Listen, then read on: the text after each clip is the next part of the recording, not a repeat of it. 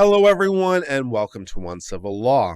For today's case, we have a case dealing with transgender issues as it relates to high school bathrooms.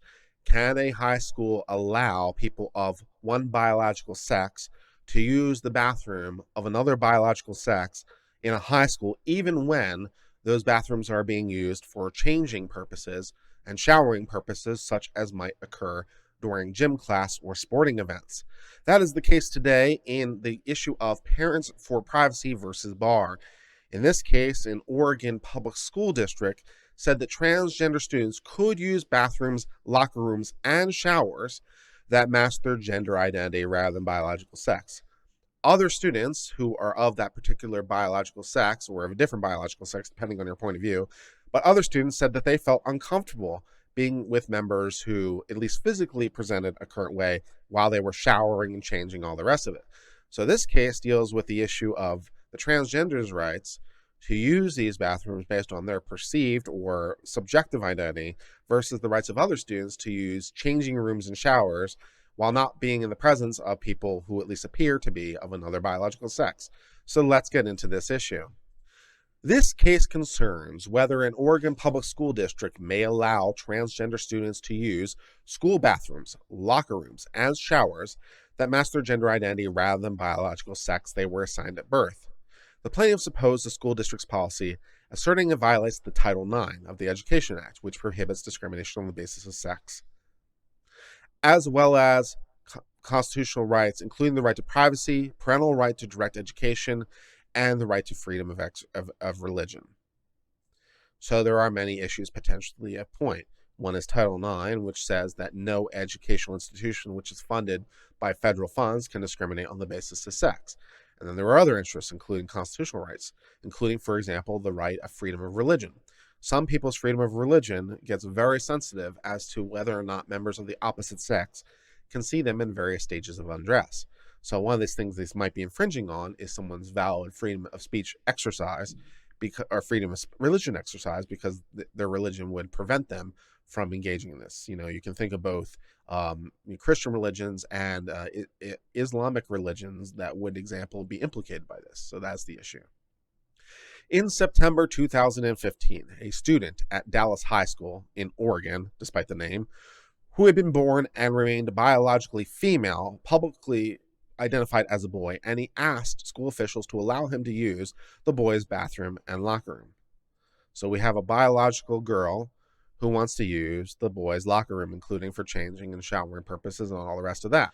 The plan acknowledged this student, which is referred to as Student A, because why not, as a transgender male, and permitted him to use the boys' locker room and bathroom facilities with his peers at the high school.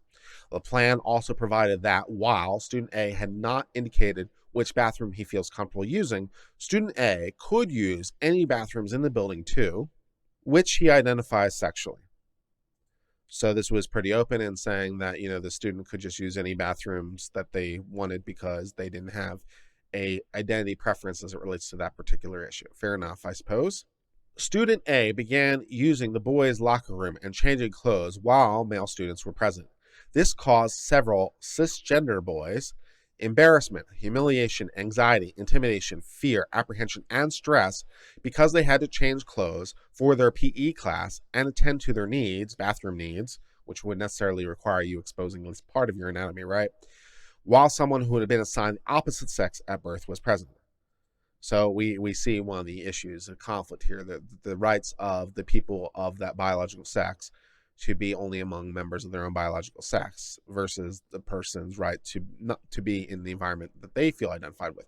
So if we're looking to someone's subjective comfort level, for example, if we're looking to someone's subjective preferences or a subjective desire to be in an environment that matches their gender identity, then presumably that would swing both ways. It would swing both to this transgender student and to the non-transgender student. And there's a conflict, right? If the idea is I only want to be with people of the sex in which I identify, that would infringe the transgender right on the one hand or the biological right on the other hand, depending on which way it goes. Someone's subjective preferences as it relates to being only with people of their sexual identity is going to be conflicted somewhere along the line, right? Blackleaf has no particular problem. Blackleaf has no particular problem with complexity, as long as there's something that I can like have some sort of workability with, right? I mean, I deal with complexity quite a lot. Law is very complex, as I'm sure you can appreciate. But the complexity is built up, right? And you can get into a lot of nuances. But it's like I need something to administer, not for least of reasons that if I ever become a judge someday, right, and I have to decide issues like this, I need some sort of rule that I could judge against. So, I have no problem with the definition you provided. I understand it probably doesn't cover everything, but that's okay. It doesn't have to. It's enough for me to understand and work with it. And then we can like modify and stuff on that. It's fine. Although privacy stalls were available in the bathrooms, these were insufficient to alleviate the cisgender's boy fear of exposing themselves because the stalls had gaps through which their bodies could be seen. And yeah, I don't know what this is about American bathrooms, because as I largely understand it, this is just not a thing that exists in Europe. In Europe, they have complete stalls, which are completely like surrounded on all sides, and there are no gaps. In American bathrooms, for reasons that somewhat pass my understanding, some people will say it's cheaper, but how much cheaper can it possibly be? But whatever. In American bathrooms, it is not atypical for there to be a huge gap at the bottom, a huge gap at the top, and gaps that one can see through on either side when it comes to toilet stalls. So I think this is as much a cause as having the stalls redesigned as anything, because I think it's super weird the way we do it in America, but that's what they're talking about. Yeah, see my European friends wouldn't know this. That's why I just mentioned it to you guys, because you guys wouldn't know this, right? European bathrooms, they're complete stalls, like with a door, like it looks like a closet, right? Because sometimes Europeans will call it a water closet, right? WC, right? Because it's a closet. It has a door which completely closed and there's no gaps. Yeah, no. American bathrooms aren't like that. American bathrooms, in public bathrooms in America, at least in men, and I'm pretty sure in women, I've been, when I've been like working, I've had to clean women's bathrooms, for example. So as far as the ones I've seen, they look the same. Yeah, there's usually a huge gap at the bottom, a huge gap at the top, and usually you can see a small gap on both sides. So welcome to American bathrooms. It's weird. And any available single-user bathroom was often inconvenient or was considered inferior because it lacked a shower. As a consequence of fear of exposure to this other student, some cisgender boys began using their restrooms as little as possible while at school, and others risked tardiness by using distant restrooms during passing periods in order to try and find a restroom in which student A was unlikely to be present. And as I understand vaguely from other cases where this has come up, this has impacted girls in other cases along the same lines when boys have been permitted to use girls' restrooms. The girls have felt very uncomfortable, and the girls have delayed using the bathroom and become tardy and all the rest of it. So we've definitely seen some impact from this. Now, in this particular case, it's the boys who are doing this, but I've seen other cases in other situations where it's the girls who are engaging in this. So they're so uncomfortable to the point they're not using their restrooms, they're tardy and all the rest of it, or they're absent from class, absent from school. So it has become a problem. This also, I know I probably shouldn't mention this because my European friends are going to be so freaked out, but there are some bathrooms where you don't even get that much. I have seen bathrooms where there are like urinals with no like dividers. I've even seen ones with toilets with no dividers. There are some really scary public bathrooms out there. So, yeah, good times. Some parents in the district are concerned and anxious about the prospect of their children using locker rooms or bathrooms together with a student who was assigned the opposite biological sex at birth. The student safety plan also interferes with some parents' preferred moral and or religious teachings of their students concerning modesty and nudity. Yeah, some religions get really uptight about that, as you might expect. In addition, several cisgender girls suffered from stress and anxiety as a result of the fear that transgender girl student who remains biologically male would be allowed to use the girls' locker room and bathroom. Girls had the option of changing in the nurse's office, but it was on the other side of the school. So yeah, same problem. Like the girls are even concerned about boys coming into their space just as much as the boys are concerned about girls coming into their space. Yeah. Students who opposed the student safety plan attempted to circulate a petition opposing the policy, but the high school principal confiscated the petition and ordered students to discontinue doing so or face disciplinary actions. So the school is interfering with the students' First Amendment rights, because one of the First Amendment rights is the right to petition your government for redress of grievances. So the school is interfering with the circulation of this petition. So there's a First Amendment issue there too. So that's just super encouraging. Despite the objections raised by several parents and students, the district continued to allow student A to use the bathroom and locker room that matched their gender with the identification. With that background, we now need to talk a little bit about the district court and their findings and how they're related. The plaintiff sought to enjoin defendant from enforcing the student safety plan, and they sought a court order requiring the district to mandate that students use only the bathrooms, locker rooms, and showers that mandate their biological sex at birth. Thereafter, the district, the Basic Rights Organization, and federal defendants each moved to dismiss plaintiff's complaint. In a lengthy, detailed, and careful opinion, the district court granted all three motions and dismissed the case with prejudice. Separately, the court addressed the federal defendant's motion to dismiss plaintiff's claim against the federal defendants for lack of standing, and concluded plaintiffs indeed lacked Article 3 standing to bring their claims against the defendants. So as often the case, there's also a standing issue, right? So one of the issues is that they don't have standing against the federal government, for the federal government to sue, which kind of makes sense because there's no real federal action here that I can see. Title IX is a federal law, but it's not like the federal government, at least as far as I'm aware, is doing anything that would cause them. It's the school that's implementing this plan, right? It's the school's plan. So it's the school district, not the federal government, that would seem to be responsible. So that makes sense. Plaintiff appealed the district court dismissal order, arguing the district court erred by dismissing for failure to state a claim under the motion to dismiss for failure to state a claim. There are Title IX and constitutional challenges against the district. The plaintiffs further contend the district court committed reversible error by failing to provide plaintiffs an opportunity to amend and instead dismissing. So often in federal court, there's usually an opportunity to amend a complaint, but sometimes a court will not permit it, particularly if they conclude it would be futile. So they will say, well, there's no reason to allow it because no matter what you do, you'd still lose. So that's probably what happened, so we'll read on. First, the plaintiffs challenged the district court's dismissal of their claim for violation of fundamental right to privacy under the 14th Amendment. The 14th Amendment provides that no state shall deprive any person of life, liberty, or property without due process of law. And Kotaku wins, or I'll just do this full screen in case we want to put it in. Kotaku wins a prize for saying the problem with youth facilities that match your birth sex is then you end up with people who look like and act like straight boys strolling into the girls' room, ogling the girls, and that's just being cool because they identify as female. Yeah, it is not beyond the concept that some people might claim to be one sex or the other for perceived advantages, whether real or illusory. So some people might claim to be a sex because they want to be peeping Toms. Some people might claim to be a sex because they see an advantage in scholastics, or they see an advantage in admissions to colleges, or they see other advantages. So the idea that someone might be doing this for gamemanship reasons rather than legitimate reasons is not completely beyond the pale.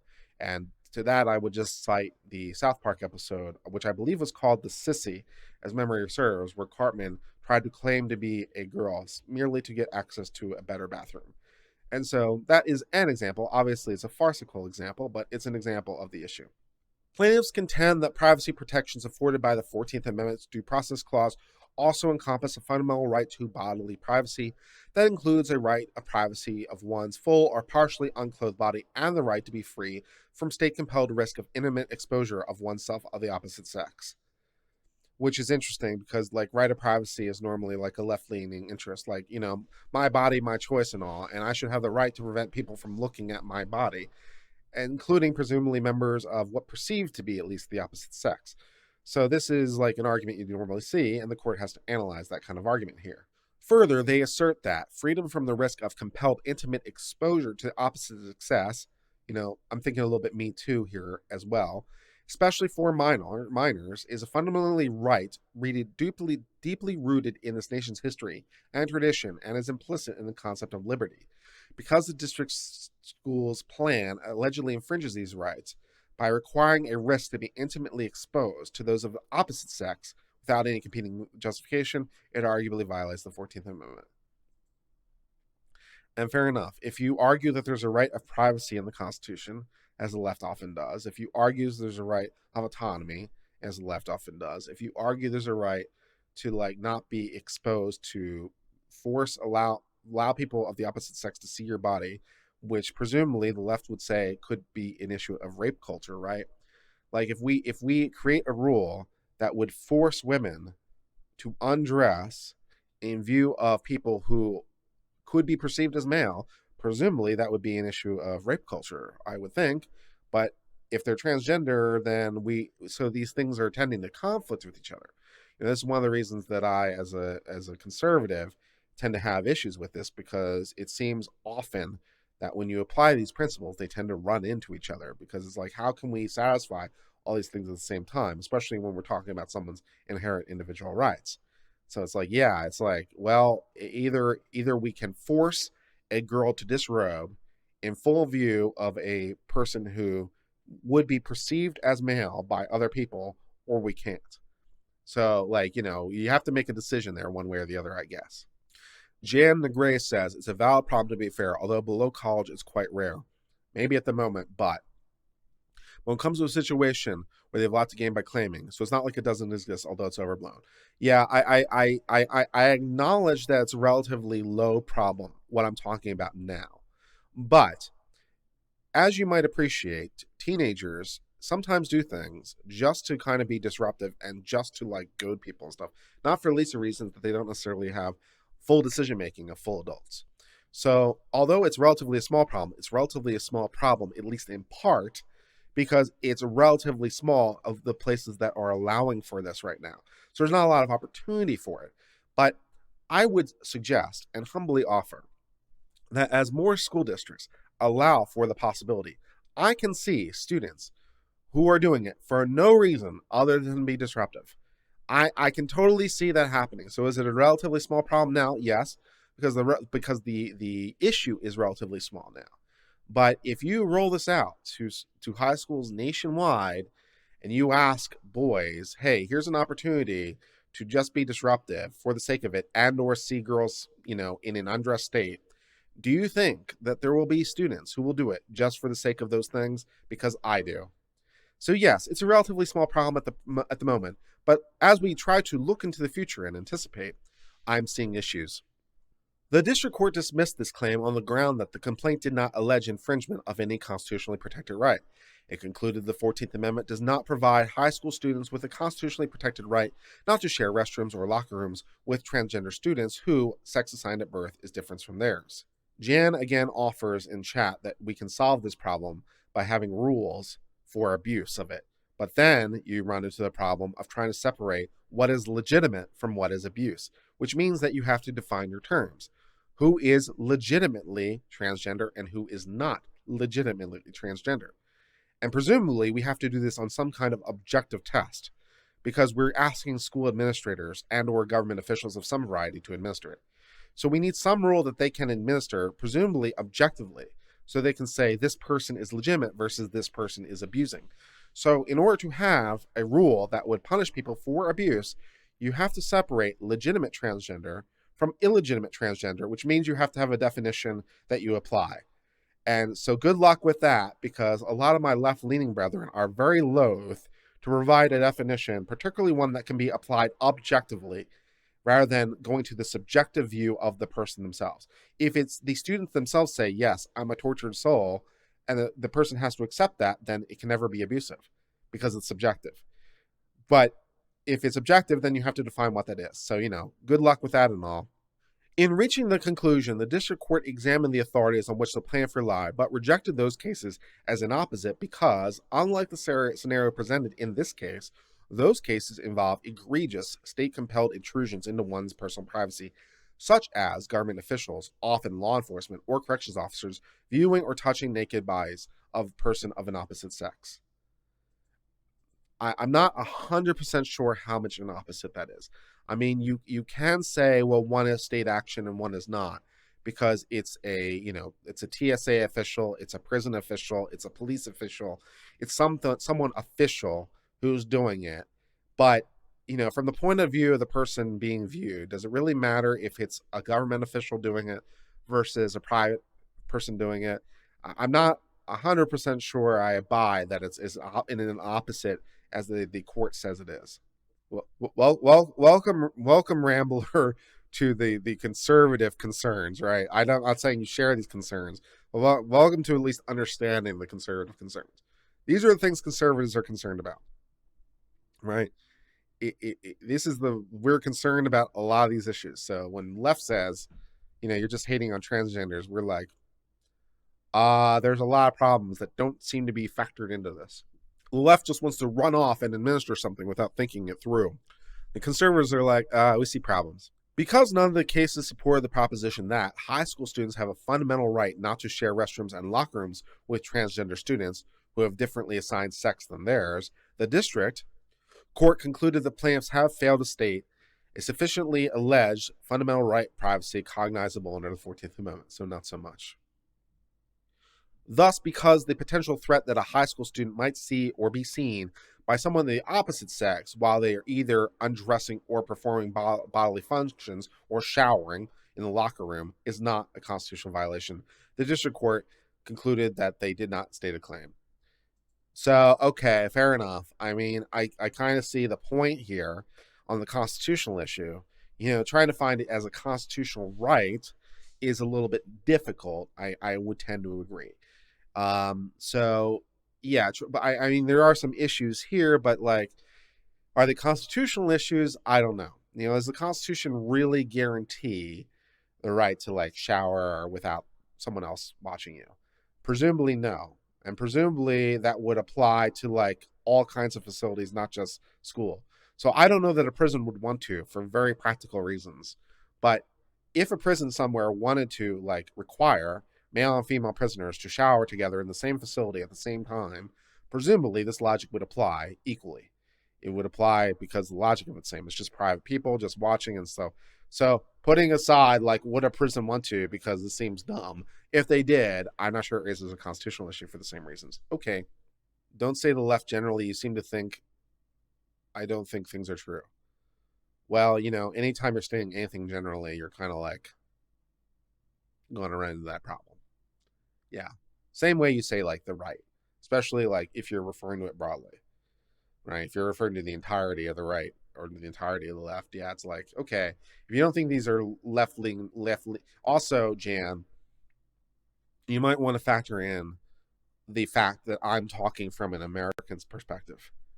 So what I, as an American, perceive to be left and right may not be the same as you perceive to be left and right. Because my understanding in general, and correct me if I'm wrong, but my understanding in general is that left-leaning politics in Europe tend to go much further left than we do, right? My understanding is a lot of European countries look at Democrats and think that they're conservative by European standards. So when I say the left, I'm looking at this from an American point of view because this is American law and stuff. So, if you would perceive it to be more of the right, that might be an issue of your European perspective of left and right versus American perspective of left and right. So there's that too. So, factor that in. Yeah. Democrats are center right. Yeah. So yeah, from your point of view, Democrats are center right. So from your point of view, some of this stuff might be center right. Fair enough. I'm talking from an American point of view. This is an American channel, American law channel. So yeah, I'm talking from an American point of view. Yeah. So I'm going to keep like doing that because I'm an American discussing American law. So my frame is American, not like some absolutist. So, fair enough, noted, but I'm going to keep using that language because from my point of view, that would be correct. Next, the plaintiffs point to out-of-circuit cases to argue that the 14th Amendment protects a privacy interest in a person's partially clothed body. But beyond the fact that those cases are not binding, which of course they're not because they're from other circuits, none of them directly supports plaintiffs' argument the Constitution affords a broad privacy right protecting against being exposed, even in a partial state of undress, to any person of the opposite sex, whether or not they're a governmental actor. So again, presumably this would apply regardless of who's doing it in partially dressed state. Okay.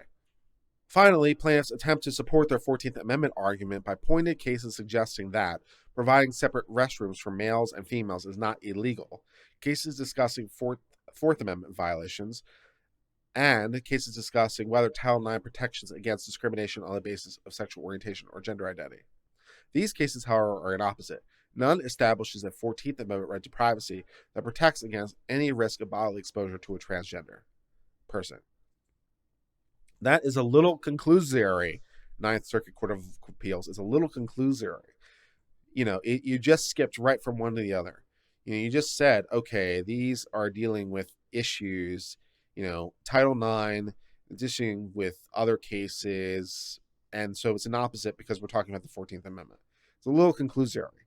The logic may or may not map onto it, but you just skipped right to the end. So, that's a little frustrating. In sum, plaintiffs fail to show the contours of the privacy right protected by the 14th Amendment are so broad as to protect against the district's implementation of the plan. This conclusion is supported by the fact that the plan provides alternative options and privacy protections to those who do not want to share facilities with transgender students, even though those alternative options are inferior and less convenient. Separate but equal, good times. After doing the 14th Amendment analysis, the court wants to then turn to the Title IX issues, so let's discuss that. Next, the plaintiff contend that the district court erred in failing to recognize that the district policy violates Title IX by turning locker rooms, showers, and multi-use restrooms into sexually harassing environments and forcing students to forego using such as a solution to harassment. Yeah, this is not the first time we've seen this, although it might be the first time we've covered this on this particular channel. But it's not the first time I've seen this in general. I've seen both girls and boys being penalized effectively by this. Both girls and boys refusing to use restrooms, refusing to, skipping class, skipping school, and a lot of this stuff because of the harassing nature of it. So Title IX, one of the things it does is it says you can't discriminate, and one of the things that is discriminatory is if there's harassment. And the case law is such that if the students are doing harassing, that can be a Title IX violation. So it might be a Title IX violation to allow for this to exist under that case law. Let's read on. Title IX provides that no person in the United States shall, on the basis of sex, be excluded from participation in, be denied the benefit of, or be subjected to discrimination under any education program or activity receiving federal financial assistance. The plaintiffs allege the school safety plan violates Title IX because it produces unwelcome sexual harassment and creates a hostile environment on the basis of sex. They allege that the plan needlessly subjects student plaintiffs to the risk that their partially or fully unclothed bodies will be exposed to students of the opposite sex, and they will be exposed to opposite sex nudity, causing plaintiffs to experience embarrassment, humiliation, anxiety, intimidation, fear, apprehension, stress, degradation, and loss of dignity. Yeah, there are potentially a whole lot of issues when people of one sex are being forced to change, strip, shower in front of members of the other sex, yes. According to plaintiffs, allowing people to use restrooms, locker rooms, or showers designated for opposite sex violates privacy and creates a sexually harassing environment, in part because exposure to opposite sex nudity creates a sexually harassing, hostile environment. As a result of this harassing environment, all student plaintiffs find the school has become intimidating and stressful, and some of them are avoiding the restroom and are not able to concentrate well in school. I don't know if I go that far, Katako. I don't know if it's a 100% manufactured anxiety. I don't know if I go that far, but yeah. The district court concluded that the alleging harassment was not discrimination on the basis of sex within the meaning of Title IX because the district plan does not target any student plaintiff because of sex. Rather, the plan applies to all students regardless of sex, and therefore, the student plaintiffs have not demonstrated they are being treated differently from any other schools at the high school. In addition, the district court held the plaintiffs failed to show the district's plans discriminates because of sex or that it creates a severe, pervasive, and objectively offensive environment. And, as to that, I'm a little bit doubtful.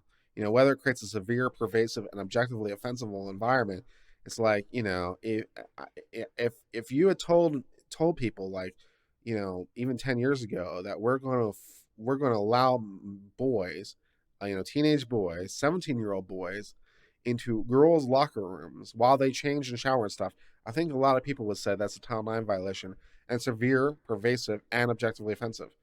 So it's something that's, it's systemic because it's part of the system.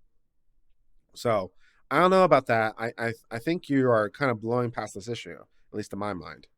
The court explained that in contrast to cases involving egregious and persistent acts of sexual violence and verbal harassment, courts have recognized the presence of transgender people in an intimate setting does not, in and of itself, create a sexually harassing environment that's severe or pervasive. Not so sure about that one personally. Again, we agree with the district court's analysis and find plaintiffs' contrary arguments unpersuasive. First, plaintiffs argue broadly that Title IX unequivocally upholds the right to bodily privacy and therefore requires facilities be segregated based on biological sex rather than gender identity. To support this argument, plaintiffs point out the statute provides that it should not be construed to prohibit any educational institution from maintaining separate living facilities for different sexes, and that Title IX's implementing regulations specifically authorize providing separate but comparable toilet, locker room, and shower facilities on the basis of sex. Plaintiffs further argue that Title IX's text and legislative history make it clear the permitted basis on which such separate facilities may be segregated, sex, refers to biological sex as assigned to birth and cannot encompass gender identity. And this is one of the issues that's before the U.S. Supreme Court right now on the issue of this, not in Title IX, but in Title VII of the Employment Act, which deals with sex discrimination as it relates to employment. Because there's a case dealing with transgender person and whether or not sex includes gender identity or not. And so the U.S. Supreme Court is having to decide that issue. So presumably this would be at least partially informed by it, but I think the odds are that sex is different from gender, at least as far as the law is concerned, because when Congress means them, they say them separately. So it would be weird to read one in light of the other. But just because Title IX authorizes sex-segregated facilities does not mean that they are required, let alone that they must be segregated based on biological sex and cannot accommodate gender identity. Nowhere does the statute explicitly state or even suggest that schools may not allow transgender students to use facilities that are most consistent with their gender identity. That is, Title IX does not specifically make actionable a school's decision not to provide facilities segregated by biological sex. Contrary to plaintiff's suggestion, the statute does not create distinct bodily privacy rights that may be vindicated through suit. Instead, Title IX provides recourse for discrimination on the basis of sex. But discrimination on the basis of sex can refer to, could be this too, because again, to the extent it creates a systematic hostile environment, that might be discrimination on the basis of sex too. So just because they're integrated, I don't know necessarily folds the analysis. I think the Court of Appeals here is ignoring some of the legitimate issues that fold. If there's, I just imagine if there's some southern school district somewhere who says, we're going to allow any boy who wants, period, to be able to go into any girl's locker room while they're showering. I would imagine some court would have a problem with that on the basis that it creates a systematic, ongoing, severe environment.